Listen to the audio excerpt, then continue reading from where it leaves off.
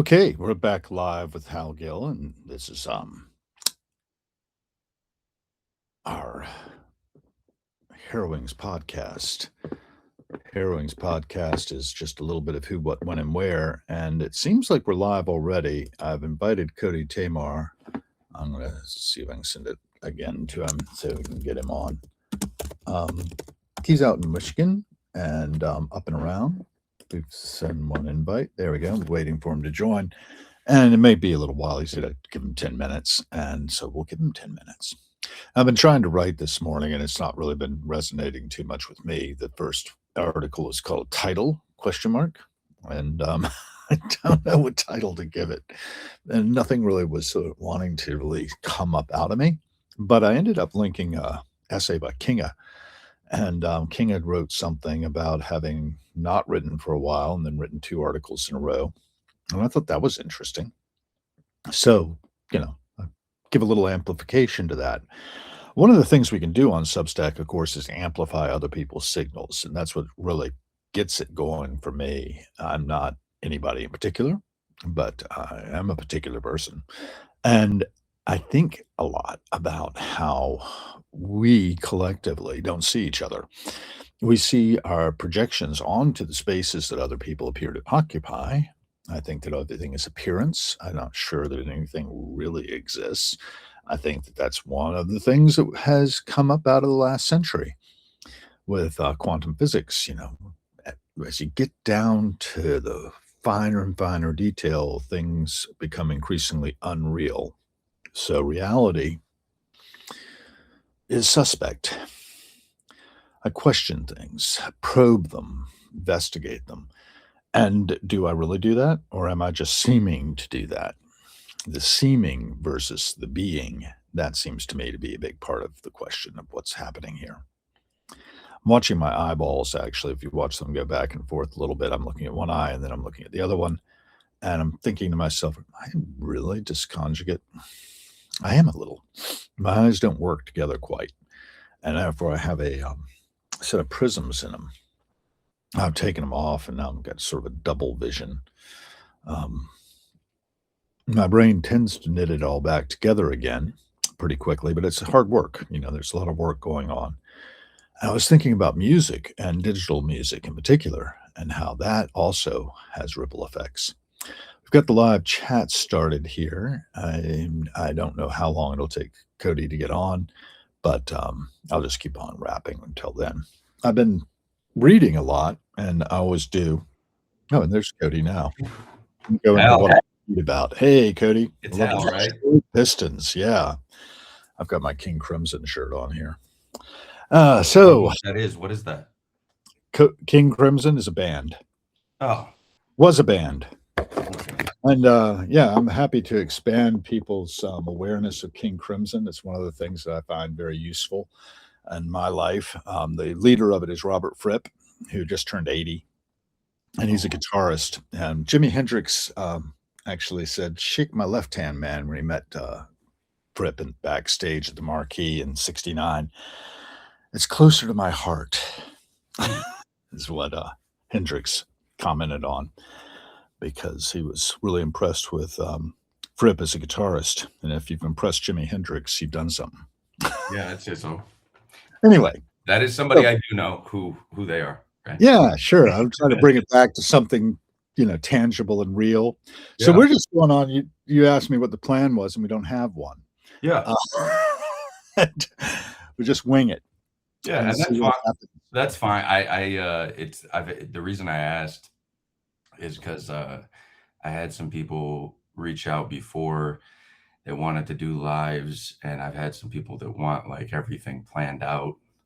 Yeah. Of like, here's every question I'm going to ask. Is this all okay? And I'm like, dude, you can ask me whatever you want. Like, I don't want, something scripted. But so yeah. So what's your story? Right. Exactly. It's like, where do you want me to begin? Right. Where do you want to begin? Well, I'm curious what you're hearing. Oh, go ahead. This is free form, right? Yeah. So where do you want to begin? My guests are like guests, right? So I invite you in and say, hey, let's dig into scratch the surface of things and see what comes up out of it. Yeah. I'm curious how you would describe like your writing and kind of what you put on Substack or like I know it's a variety of things, right? So it's like I kind of do the same thing. Mhm. But and I've tested different things because I'm like I'm never short of ideas, you know. Uh, Cool. good ideas, that's a different story, but ideas in general, right? I'm never short of them. So it's like, um, so I've tested some ideas and then I'm like, oh, this is kind of stupid, and then I'll just go back to what I was sort of writing about. But yeah, I'm just curious. Well, for me, it's a matter of intent of sending out ripples into the universe and seeing what comes back and hopefully getting it propagated. And I pick up signals, right? I think of myself as a node on a non hierarchical network, Mhm. right? And we're all this sort of web of different points that pick up signals and then amplify them on like neurons, right? You get over the action potential and something fires, and then one thing leads to another. It's kind of like bumper cars. And I like to see that happening. I want to see it's like Brownian motion too. You're familiar with that, where you get those little bits of dust and water, and because of the jostling of the water molecules, they appear to be moving and Mhm. maybe with intent, but they're not. It's just random jostling of water molecules, moving the little dust particles around.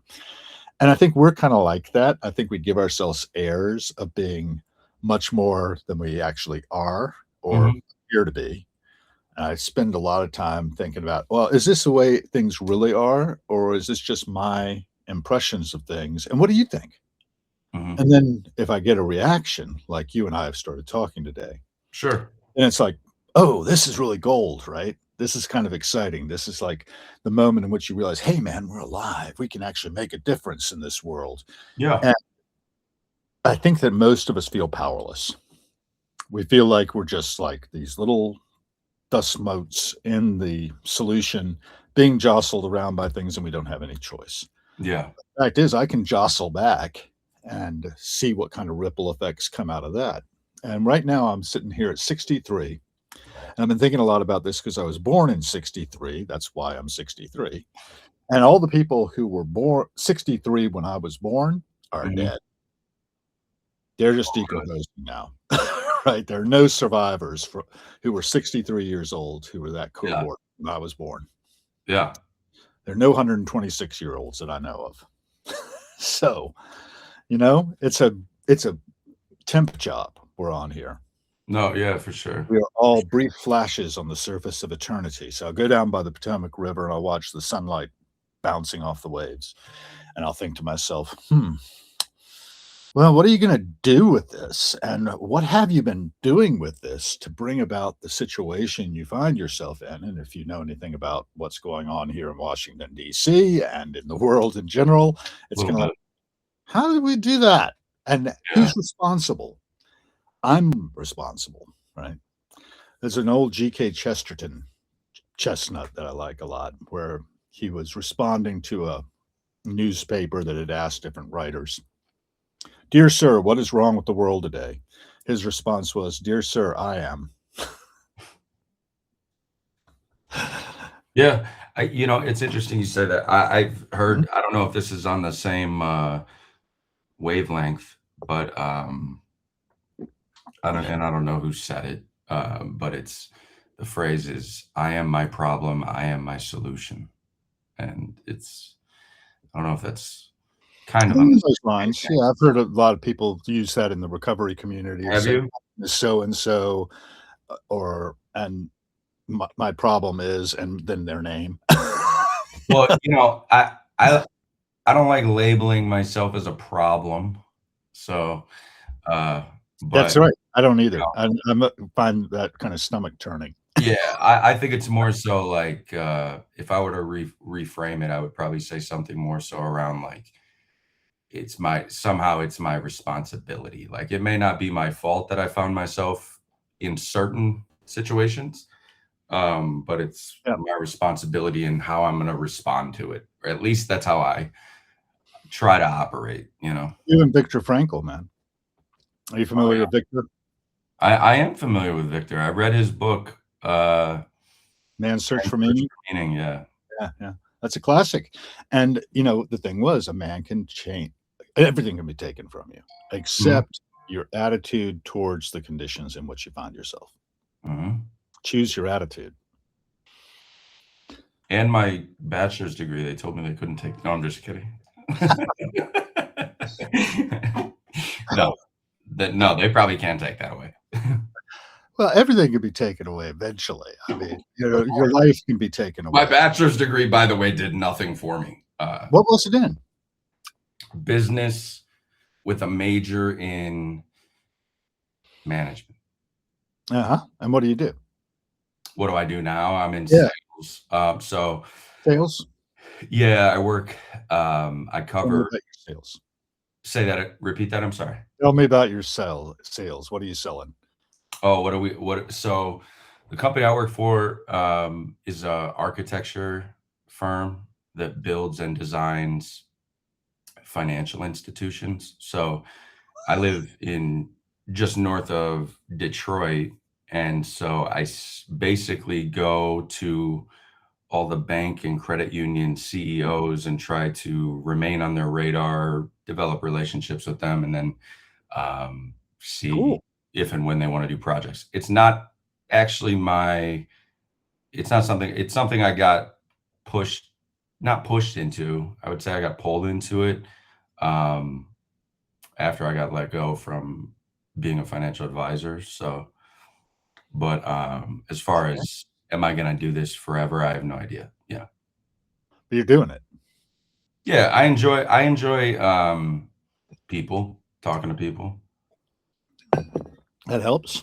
and I connecting enjoy with. talking to people too. You may know already. I don't know how much you know about me, how much you're reading me, but I'm working at Daily Provisions as front of the house staff.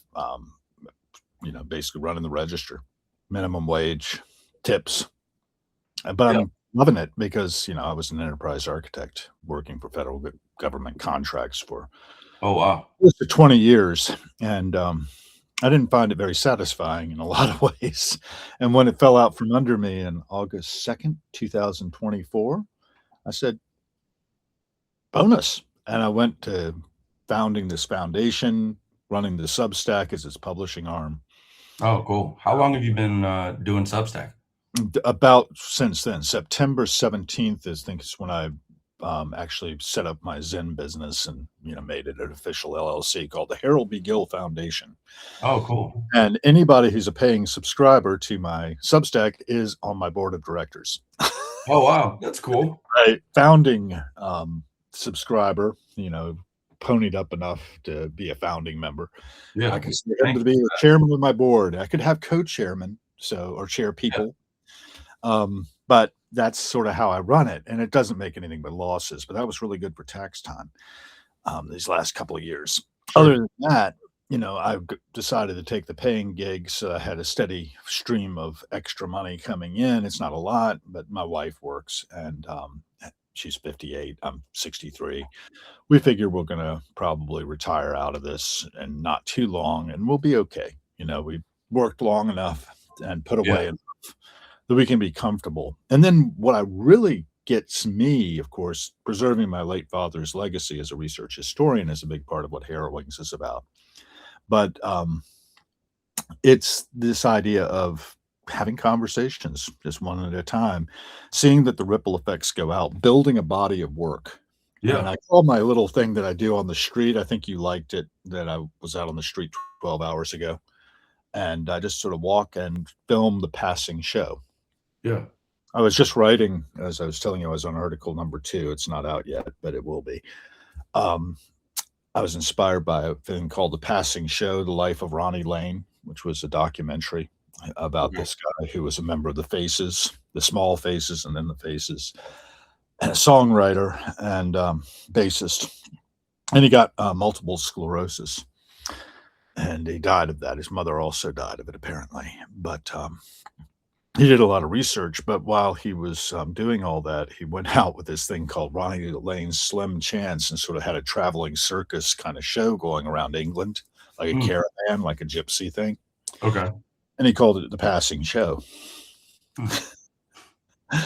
So I just think about all of us are stars of the passing show because we are temporary.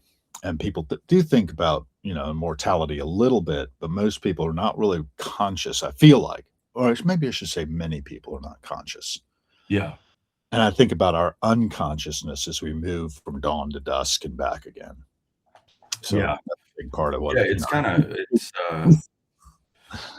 some, every, I found myself like going through these cycles of like, after a while, I'll be like, man, the days just feel like they're all blending together. And I'm like, I got to mix shit up here and disrupt things and like make some, oh, change things. And so it's interesting.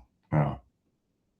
well, it's to step back and just sort of go, wow, I'm here, I've got an opportunity to play through creation.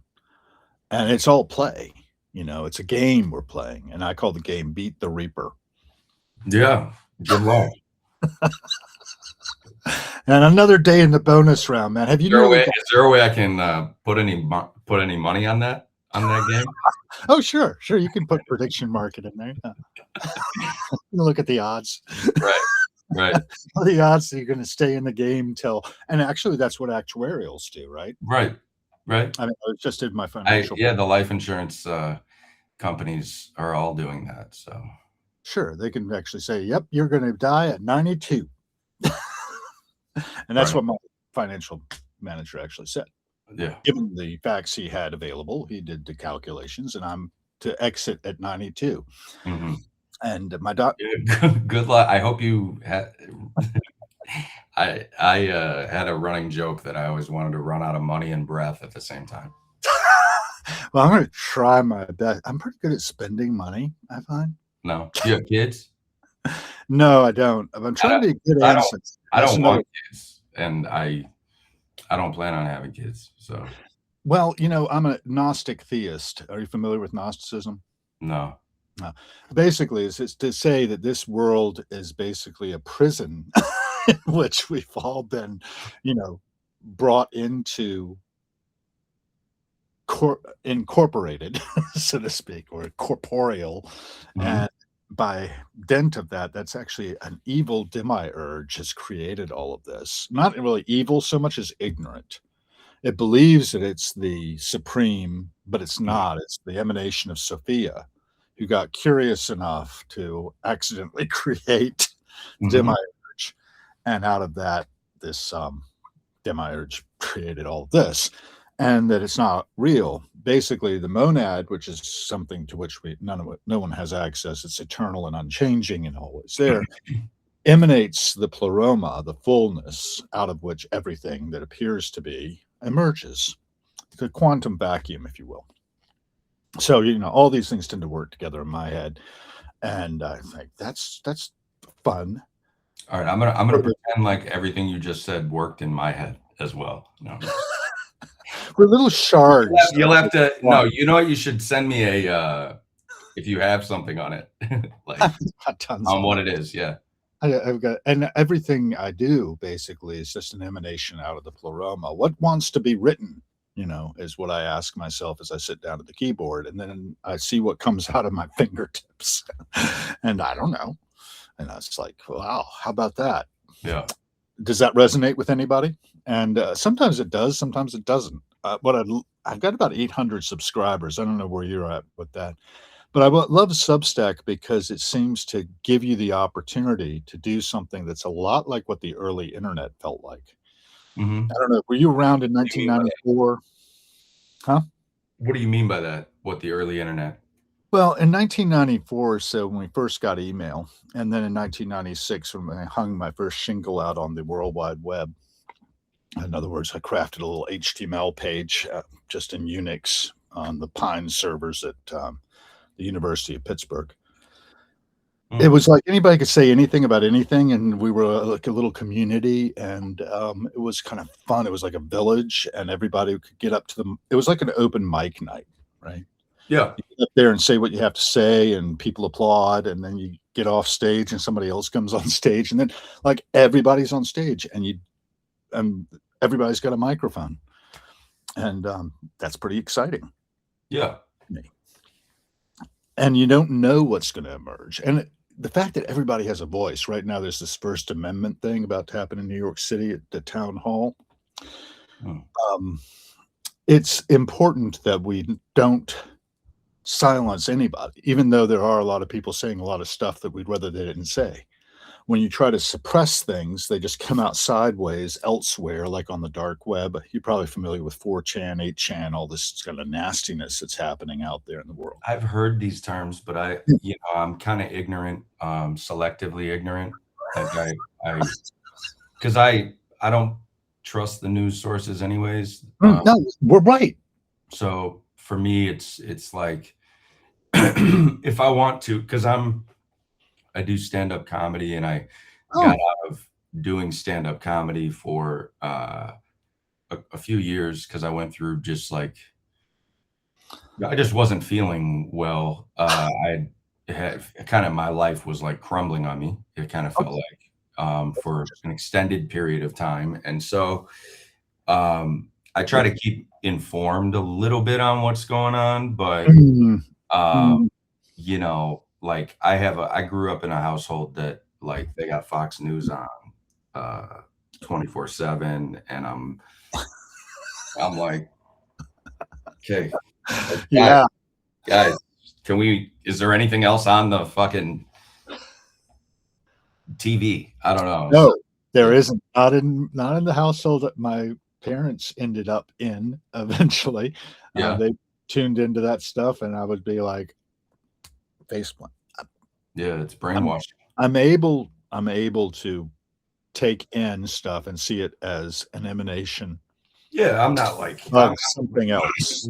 Words don't move me in terms of like somebody can be saying something dumb or insane or ignorant or false, and I'm not gonna be like, how dare you, like, and I just right, suppression, right? like, hey, that like let that guy be an idiot, I guess. Yeah, exactly. It's his prerogative, as long as he's not physically harming anybody or like attack, you know what I mean? Well, that's it, right? There are physical harms that could happen to people, and yeah, and I know, and there are, it's kind of like, well, you go ahead. All I was gonna say was just the thought that popped in my head was I do think there is something with like verbal, some people will be like, it doesn't matter what you say, it's fine, but like, for example, I'll give you an example of where I think verbal was actually inappropriate, and like I'm like, I think there should be something like a small consequence. There was a grown woman, I saw this video, and I saw it a few years ago, in some type of political video, and she screams in a baby's face that's sitting in a stroller, is screaming stuff at the baby, and I'm like,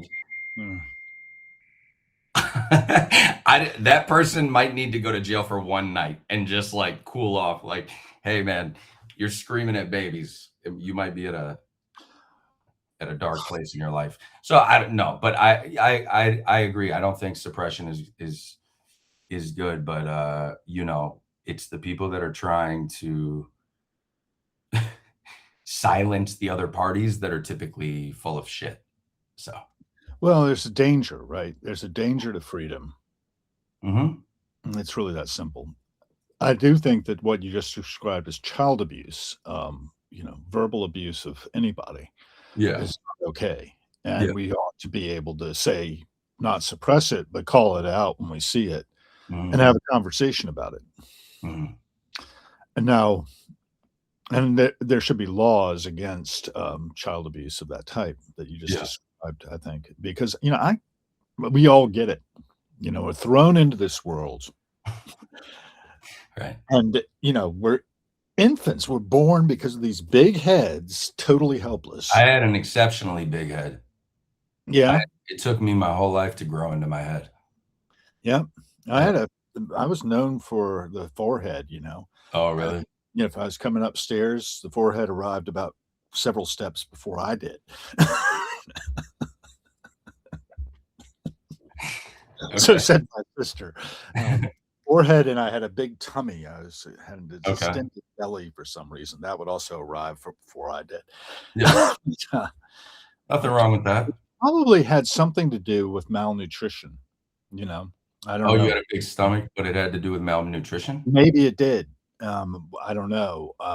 There's so much that, basically because you're thrown into life with, in my case, my mother was, let's see, 63. She was approaching 24 years old and she already had my sister. Hmm. Um, you know, what does a 24-year-old know about being a mother? Yeah. And, she was raised on a farm in North Carolina in like 18th century conditions. And her father was a particularly violent man. Oh, And, so this kind of ripple effect came through in my family. And now my mother's in a senior living facility at 87. She knows who I am, but last time I was down there, I think it took a second or two before she could figure it out. yeah. And That's yeah, sad. it's just really kind of like, and my sister's not really warm when it comes to mom Mm. down there taking care of her, basically, but, just making sure she's safe, you know. Yeah. But she doesn't have much affection, Now because kind of abuse that happened in the family. And I'm working through that by basically just being grateful I've had all this experience and I can use it to the positive. I can, flip anything practically. There's enantiodromia. Are you familiar with enantiodromia? what do you think? Heraclitus came up with it. It's the tendency of a thing to become its opposite. Day becomes Okay. night, um, hot becomes cold. Things just go that way. And similarly, tolerance can lead to intolerance. I think that's what we're talking about a little bit with this free speech thing that I came up. I don't know. I just know how things seem to me, and I could be wrong. I stay in that mode most of the time. I know how things seem. What appears to have emerged out of the pleroma, as I like to say, out of the full. It's a good I think that's an interesting way to approach things is Yeah, and, uh because I don't know. right. That's how I approach, everything almost in terms of, um, not being everybody's so certain about things, Yeah, which and is it's like funny. and it's like, I, I'm like, "Dude, I spent too much. Like, I don't sleep at night a lot of times, Mm. like, I'm disrupted at sleep. So, like, I've seen a lot of the Epstein files. I've seen some of this shit that's, like, crazy shit, and I'm like, Right, right. these people that are watching Fox News or watching any news network that's just regurgitating it could be, but pick a network. I'm not, uh, it's just like you're not getting the full story. I'm very skeptical of Oh, everyone. of course not. You're Yeah, and I getting used to think basically being the something that's president was like real. a big deal. I used to think it was a big deal. You used to think what was a big deal? Being the president. Elaborate. I used to think like I just remember the feeling as a kid like watching my parents watch the TV of who got elected and Oh, right, right, right. the way that it was handled and the respect that was surrounded by it and then fast forward to like I'm getting out of high school. I'm only 34. Wow. Um, but I'm getting out of high school at um, around the time, well, not getting out of high school. It's like a few years after high school, but it's around the time that Trump and Hillary Clinton are going back and forth. And it's the most watched thing. And it's very interesting. Man. And now, mind you, I grew up with like berated with conservative values. Like I should be like if my parents were to have their way, I'd be a straight up conservative all the way. I'll tell you my story in a minute. Yeah. And but when it comes to just answering your question about like what I mean by this president thing, like now just in the way that they debate, the way they talk to each other, the recklessness of like just I've seen some of the stuff that is tweeted, like I even I'm just like, what the fuck is going on? Like it's something where I think it's a shit show. I think that everybody in Washington is friends behind the scenes. Oh. And I think that I just think that it's not like it's a show, and I think the people that are in charge, It's the passing show. we don't know who's exactly really pulling the strings per se, but I don't think I thought it was you. That's why I wanted to get on this live today. Well, we all are pulling the strings. The thing is, we're all interconnected. Correct. But I'm saying like web. these big events, Right. people want answers and they want to blame somebody, and I don't know who's per se to blame, but I am. yeah, we can blame you. The G.K. Chesterton thing, right? What's wrong with the world today? I am. So let me ask you this. I'm just curious. I always am curious about this. Yeah, please. Do you like stand-up comedy? Oh, well, some. I'm a fan of Mark Maron, for instance. I've dug him. My wife sees a lot. The problem with stand-up comedy, from my view, is an awful lot of it's going just for the shock value and cheap. It's kind corny. I could be like, I'm not entertained. I want something smart. And Mark Maron has some smart stuff to say. You know who I'm talking about, right? I think I do. He's kind of a dry guy, Jewish guy. Yeah, he's about my age, right? He can sit on a stool and he starts talking. Short curly hair? Sort of, yeah, I guess. But anyway, he has a WTF podcast, which is just wrapping up. He's had it for years, where you get people on. Oh, no, Mark Maron is an older guy. Yeah, my age. Yes, I know. Okay, I'm confusing him with somebody. I was confusing him with somebody else. Yes, I know who you're talking about. Okay. Yeah, so I dig that to some extent. When he goes off on the Mike Pence thing, I wasn't really impressed because it was just really just sort of like the aristocrats. You remember, the aristocrats, right? Oh my God, it's the like stand-up joke that's like the worst joke in the world. Maybe I do if I heard it. Basically, they just have this guy come into a circus promoter or whatever and describe this really horrific, heavily sexualized act that he's going to do with the whole family or whatever. And then he says, what do you call the act? And he says, oh, the aristocrats. That's the punchline. I've heard this. So there's a whole movie called The Aristocrats in which do this. I knew there was something about this. It sounds Gilbert Godfrey did it stand up right after 9/11, and people were like, too soon. No. So anyhow, where was it going with that? So you like stand up? Yeah, I guess there was a couple of things I was thinking as you were talking about this, and let's see if I can scramble them back up. And that is that in Washington, D.C., where I live, I walk around, film the passing show. I don't live far from the White House. I can walk right down there. It's not a big deal. Oh, really? And and I see all these people. In fact, Maxine Waters, the congresswoman from California, lives in my building. The name sounds familiar. So I'm real close to these people. I've known a lot of ex-senators and stuff. It's being in recovery, as I may have mentioned. I find a lot of senators and such, they get sober after they get out of office. But, if you were to look at the impact of alcoholism, active alcoholism on politics, a lot of things would make a lot more sense. Yeah. Or not. You say that through that lens, because I'm a recovered alcoholic. I don't know if I told you that. No. Or if you knew that from my profile reading. Yeah, I'm over 6 years since my last drink. Great. I don't call myself like I'm hesitant to sometimes call myself sober because I smoke weed. Yeah, sure. In the evening, it helps me to sleep and relax. But I mean, I do have a medical card, but I mean, anybody can get a medical card. Yeah, exactly. If Well, you know, this kind of thing is part and parcel of surviving the trauma that I think is visited upon us from the time we're thrown into this world, yeah, right? On different means of anesthetizing and relieving anxiety. To yeah, my mind, what drinking really was great for was it didn't change external circumstances, but I no longer cared.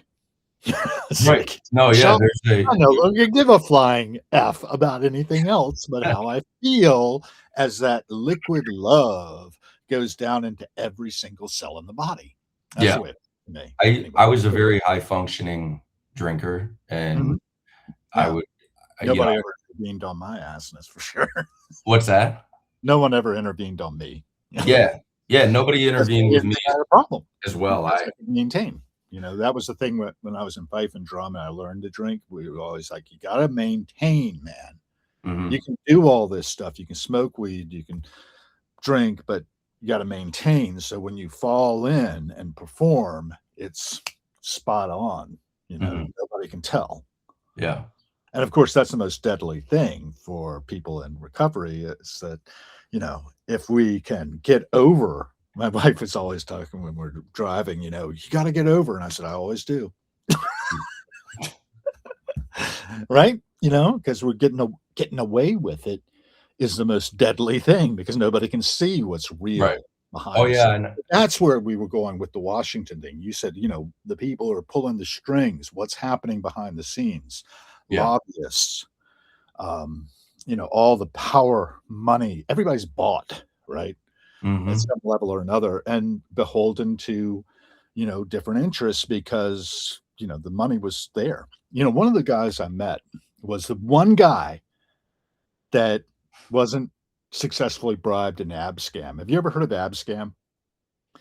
They had no, these CIA guys going around to, I don't know why the DOJ or CIA or whatever would do this. Actually, I think it was FBI.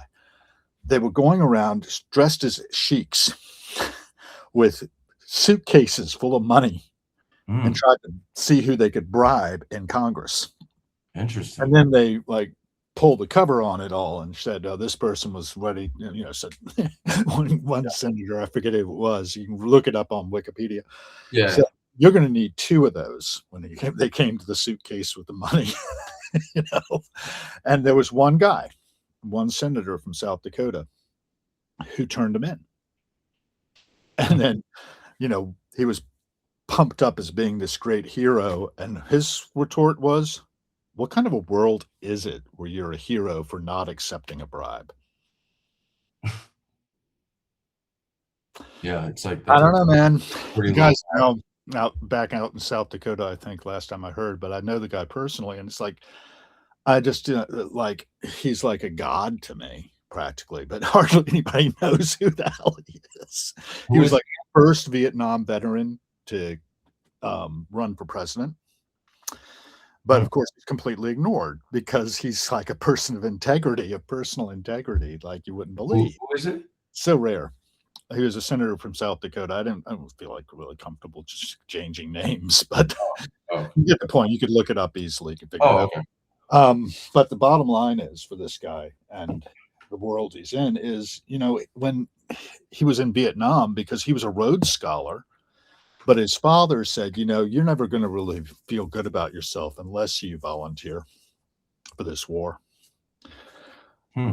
He was a Rhodes Scholar too, but he didn't go to war because he was a Rhodes Scholar. He could he could walk away from it. But this What other guy does went. a Rhodes Scholar do? That's a type of scholarship you get where you go to England and study at Oxford, Cambridge. Oh, okay. I think it's Cambridge, maybe. I forget. You can look that up too. I mean, I don't know the I details too won't. much, but I do know that, Clinton was a Rhodes Scholar, got out of Vietnam because of it. And Larry, on the other hand, didn't. He went and he actually ended up because they were having all those things about the body counts. You didn't grow up in the Vietnam War, and I was going to tell you a little bit about my story. I did. I was born in '92, Right. and I So that's became when Clinton came to conscious. power, right? I think I became conscious around 2022. Conscious. You stayed unconscious until 2022? No, I that's became what politically conscious in 68 when I was 5. well, My I be parents were running, my parents were, like you said, arch conservatives, so they were supporting George Wallace for president. okay. Does that resonate any? Do you know anything about George Wallace? You know what? He was the My guy who stood in the way of the National Guard when they were trying to integrate a school down in Alabama. Jeez. Gives you the idea of where they were coming from. Yeah. It's scary, and it's not that long ago, right? I was 5 years old when Wallace was running for president in 68. Hmm. And there was Nixon and there was Humphrey because they had shot RFK and Right. he had won the California primary, but didn't make it out of that kitchen. Oh, what was I gonna ask you? I was gonna Go ask ahead. Go ahead. I like you could talk more than me. I mean, you're my guest. well, maybe it'll come to me, Reemerge. But the bottom line was I was born before Kennedy was shot, John F. Kennedy. And I was, maybe 9 months old when he was shot.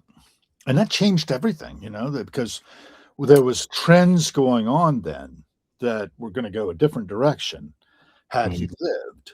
And then Johnson comes in, and Johnson basically, I don't know exactly how he got led by the nose to think that the Vietnam War was the right angle. But of course, he backed out of running in 68 because he realized he was so unpopular and he was really upset by the war himself. He wanted to end it, but he couldn't figure his way out of it.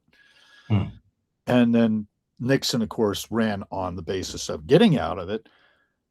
And then when they realized you got to keep the war going to win again in 72 against McGovern, he was trying to get them all out of there.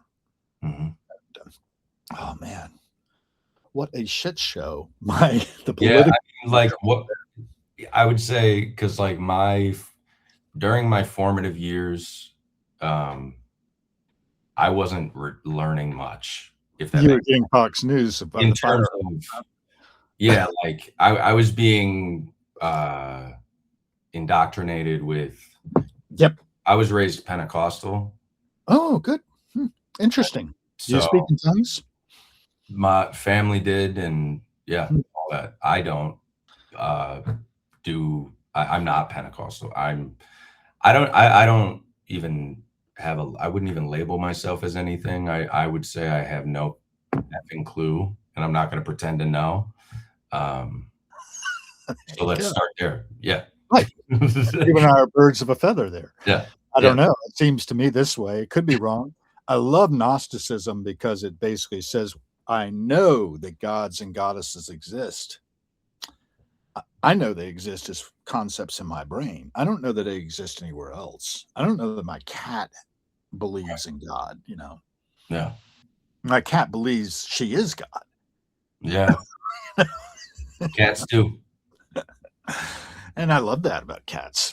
Do you have one cat? I hope to come back as a cat. Well, I actually don't. The cat has moved to the other side of the veil in 2023 at the age of 19. But Oh, wow. it adopted me, actually, and it moved into the crawl space of the little row house I was living in down by the stadium in DC, down by the old stadium, RFK. Hmm. And damn, I couldn't get rid of that cat. It kept coming back. And finally, I just bought cat food and cat litter and said, I've been adopted. Yeah. This cat has basically saved my friggin' life, I'm pretty sure, because around the same time, I had relapsed and was, Oh. tiptoeing around the edge of the void. Yeah.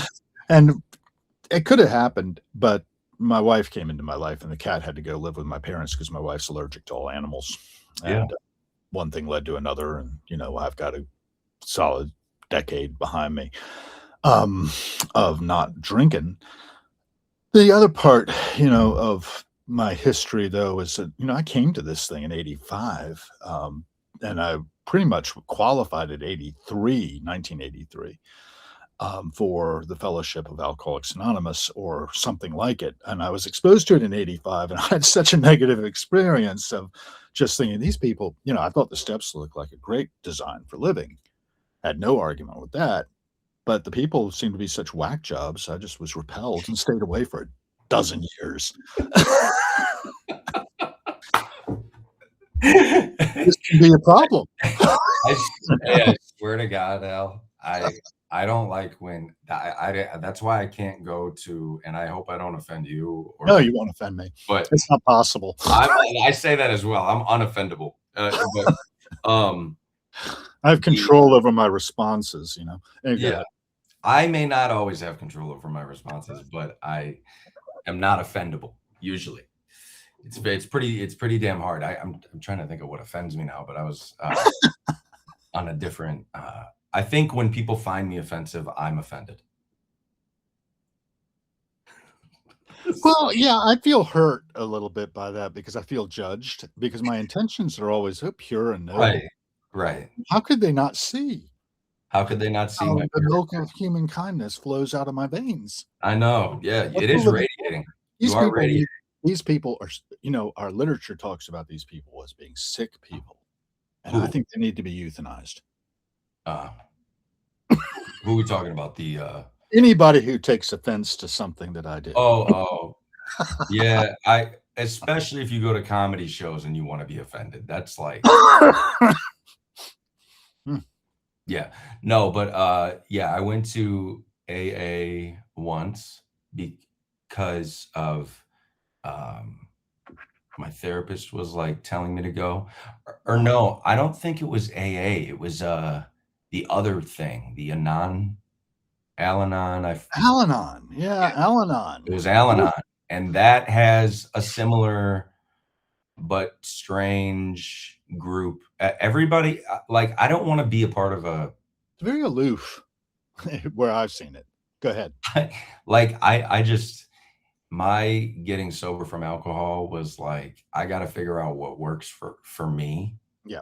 And first it was getting to a place where I didn't want alcohol anymore. Yeah. And I read a book called The Naked Mind. Okay. And I think that really, I forget her name off the top of my head. It's not coming to me, but that book, she goes through basically all the stories that people tell themselves about alcohol. Uh-huh. And then she gives you, like, I would argue, the truth of like science and things like that behind it. And by the end of the book, I genuinely was like, I don't want to do this anymore, man. And I still relapsed a few more times after that. Right. But like, there was a turning point in my brain, I remember, from that, and the overall feeling I was having towards alcohol. And then, but yeah, I heard you say you moved quickly over it, that you have over a decade you've been sober from alcohol. Yeah. Right? In fact, the thing was September 10th, 2015. I had a plan. I went to a meeting that morning. I got a lot of meetings. I like that. Oh, you do? Yeah. And the reason being that somebody's got to be like on the beam here. I have a responsibility to show up for those people who showed up when I arrived in 97. That's when I came back in and sort of stayed around since then, is November 13th, 1997. The medical director of neuropsychiatry at the University of Pittsburgh's Medical Center just dumped me. I've been dating her. And because of that, I felt like, well, okay, fine. I'm going to go and sit among those flagellating lepers. And when they don't have an answer for me, I'll kill myself with a clean conscience. That's where I'd stayed away for 12 years, And I came in with this attitude of, I'm giving you 1 hour, and then I'm going to go off and I'm going to wander into the Ohio River. I was in Pittsburgh at the time. And the point in November should have done the job pretty quickly. And I'd wash up on the shores of the Ohio somewhere, and that'd be that. Maybe my body would be found. Who knows? Yeah. I was willing to do that to my loved ones too, which is saying something about selfishness and just the sheer insanity of the mindset of somebody who's your girlfriend dumped you. Why are you being so dramatic? Mm-hmm. I mean, it's not the end of the fucking world, Mm-hmm. but that's the way I felt. Pardon my French. Yeah. And I walked in, and this guy was in a rumpled gray sweatsuit sitting across the room. I wasn't going to tell this story. I was going to tell the story about 2015, but here it is, 1997. It's November 14th, 1997. I'm about 30 hours sober. And this guy breaks up a topic of what do you do when you're paralyzed with fear, unable to get out of bed in the morning, which is where I had been the previous Wednesday, and apparently so had he been. But this morning we had gotten up and we'd gotten to room G16A of the Cathedral of Learning at the University of Pittsburgh, where there was a meeting called First Things First. And he brought up this topic. And at the end of the meeting, I went up to him and said, "Man, it sounds like we're in the same boat. Maybe we can help each other out." And we went to coffee instead of me going to kill myself. It's that dramatic, that buying a turn of the dime. It could have been that my ears might have been closed and not open to what he had to say, but he looked so authentically sad that I felt like he was worse off than I was, and I was suicidal. So he ended up being that he had 9.5 years, and he was unemployed and depressed like me, and knew how to do that and not drink. And left foot in front of right foot. We spent about 1.5 years working together. And he didn't drink, and I didn't drink. And I moved to Denmark, and I relapsed over there on December 7th, 2001. Shortly after 9/11, I think it had a lot to do with the anger of watching that happen and basically being, remote from my country. But I don't know. One thing for sure, it had a lot to do with activating the voluntary muscles in this hand and arm and putting it on a bottle or a can of Tuborg Julebruch, which is Christmas brew that happened to be in the refrigerator at my office full of alcohol, right? Because this is Denmark. And so the hooks were in. It wasn't immediate, but the following May, I went to a conference in Nashville and I was out at the Bourbon Street Blues Bar and decided I should have Budweiser the first night and Jack Daniels the second night. And on the flight back, I decided that duty-free scotch was a good idea. And they didn't have the brand I liked, but they did at the airport. 2002, I didn't think I would draw. I knew people who died doing exactly what I was doing, and I was doing it anyway. So I had kind of saucer-like eyes as I was sitting there doing it to myself and thinking, I'm doing this against my will, which is not really true. It's a lie, but it felt like that. Yeah. And, when I finally got sober again, flying back from Copenhagen, I thought that was a great story. And I hung on to that sobriety date for the longest time, longer than I deserved it. But in 2015, that morning I had 5 years. I didn't realize it at the time. I later went back and did the calculation. I had 5 years, 28 days, and 8 months of sobriety. And I decided I wanted a day off. And I took a day off. September 10th, 2015. And then I felt like I wasn't being too smart like you. Don't want to do this anymore. It's just stupid. And I sobered up in the field at Locken Festival, just south of Charlottesville, as all these jam bands were playing. And I was feeling like I was an idiot the night before. And by the time Hot Tuna hit the stage with 50 years of the Jefferson Airplane, I was feeling okay. And I didn't bother telling anybody about that for 1.5 years. Eventually, I did tell people what my actual sobriety date was, and a gasp went up from the room. And I was like entertained by that. Whose business is it? And by the way, time is an illusion anyway. The only time we have is here and now. Yeah, you made me think of first, my friend, in my view, from my experience, increases over time. It doesn't decrease. Repeat that? The danger of the first drink increases over time rather than decreasing. Because, from my experience, what happens is because it's a progressive condition, even though I'm recovering, I get back on, not back here where I left off. I get back on where I would have been if I've been drinking the whole time. And that's why I think alcoholism kills most of the people that have it, even those who have double-digit sobriety. I've got another little story I'll tell you real quick, and I like this one a lot. My friend Ed, now dead, in 1964, February 20th, it sticks out in my head because I know I was 1 year and 16 days old when this guy got the message. He was out being 12th stepped by another guy, Bill C., somewhere in Pittsburgh. and he was having a screwdriver and vodka and orange juice. Yeah. And Bill said, "I haven't stopped drinking." And my eyes kind of and ears perked open. Bill was the sober guy, right, doing the 12 step thing with Ed. He said, "I haven't stopped drinking. I've just made a conscious decision not to do it today. And by doing that, I've strung together the days I've got," which at that time for Bill was about a year and a half, which meant he got sober in 62. That was the year that AA adopted the 12 concepts for world service. A lot of people don't know about this. But these principles that they forged out between, 1935, 91 years ago, and now, they're pretty interesting philosophical statements. And a lot of them have to do with live and let live. First things first, easy does it. And those little apropos phrases. And words are great, but when it comes down to it, it's actions that matter. And it's the action I take here and now. And time itself is not the significant thing. And that's where I think the fellowship really misses the boat in some ways. I mean, it's great to celebrate, right? Somebody's got X amount of time.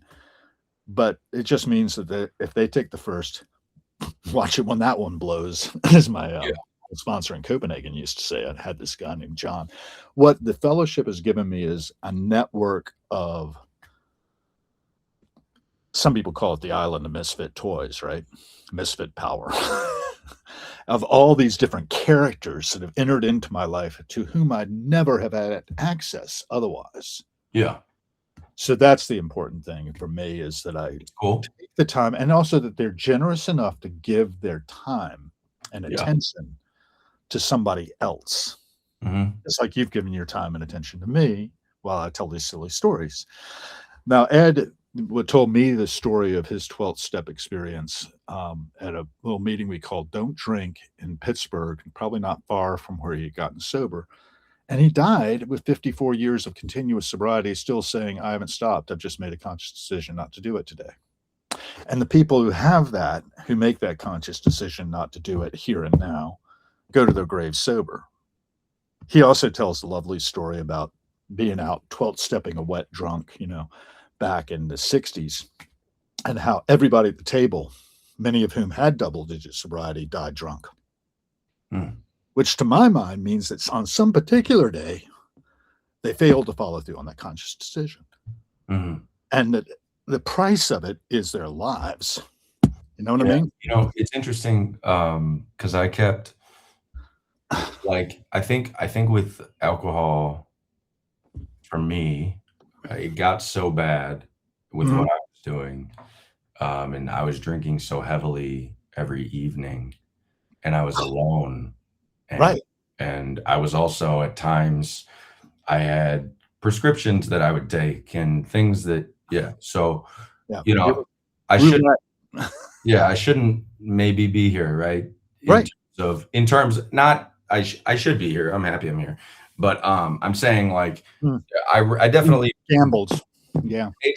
Rolled the dice and didn't really mean to land where I landed, but I don't think anybody does with that. But was in denial for a while about, I would say for a couple of years almost, about, can I control this? Right. That debate. And so, I think that, again, I'm not, I have something, I smoke weed in the evenings, but so what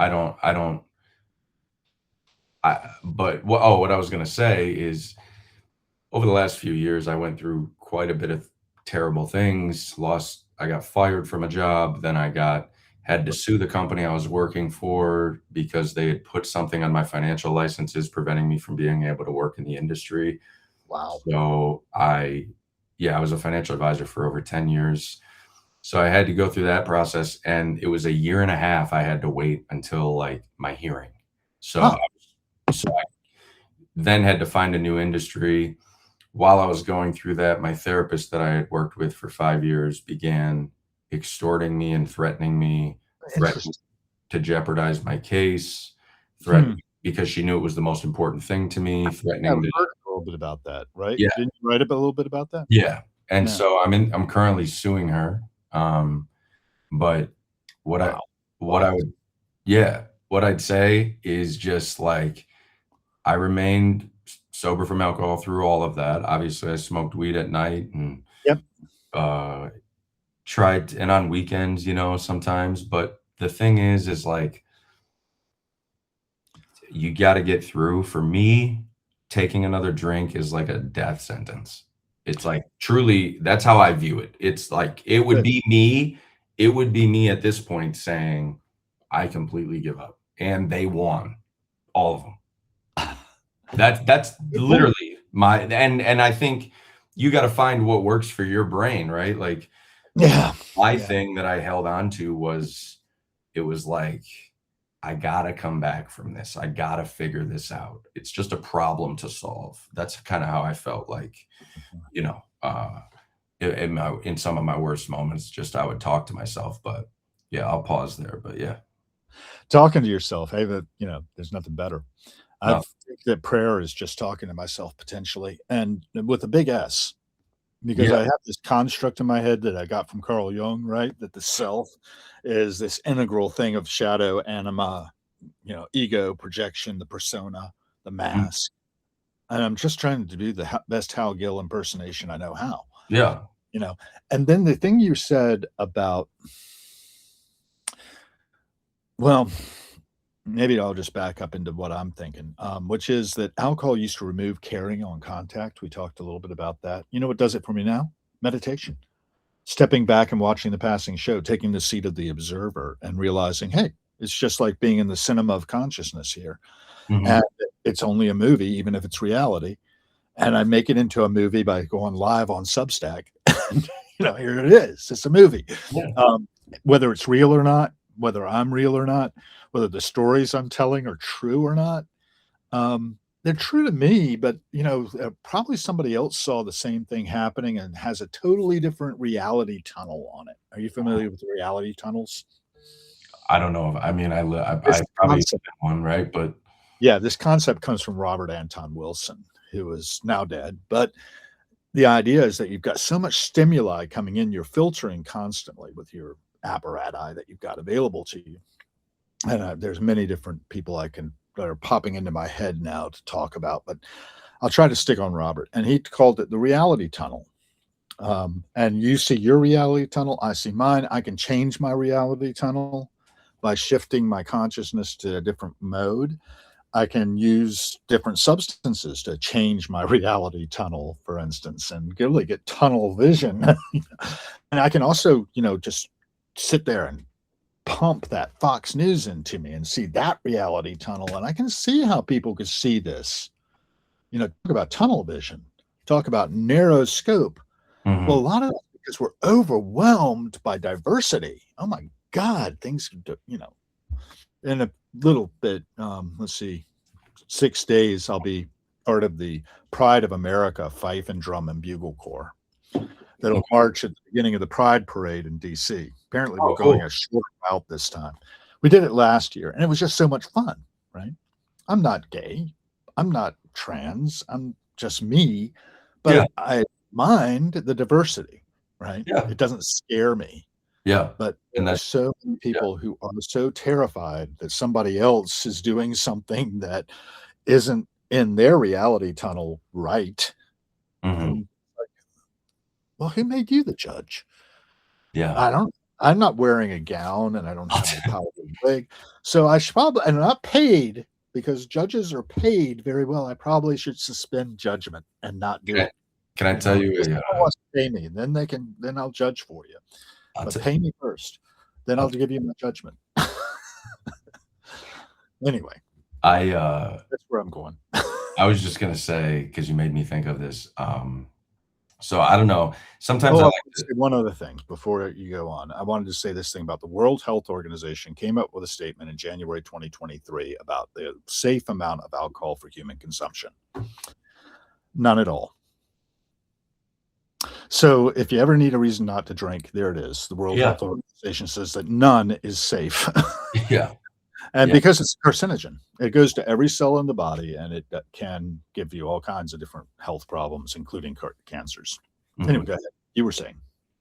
No, I was just gonna say on a just a little bit of a lighter note. So something that I do because I don't know, maybe I'm fucked up in different ways, but I like to stir the pot sometimes. So the other day, and I'm impulsive sometimes. But the other day I'm on Facebook and I saw, have you seen the video of the Erica Kirk getting heckled by No, somebody at her event? no. So she's just doing her speech, she's reading her speech, and Mhm. and then somebody starts screaming out of nowhere, Erica Kirk protects pedophiles.